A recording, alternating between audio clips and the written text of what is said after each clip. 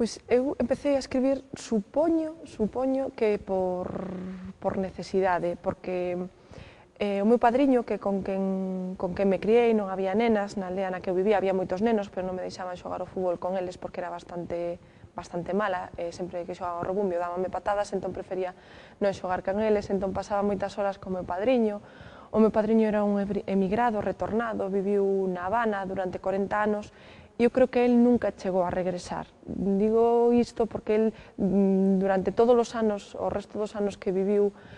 aquí de regreso, seguiu vivindo un pouco a Habana, e a mí contábame como era a Habana, como era o Malecón, como era o centro galego, como eran todas as rúas que el visitaba. Entón eu tiña unha idea e unha vivencia da Habana, nunha cidade que eu non vivira, pero de certa maneira si vivira, porque a vivira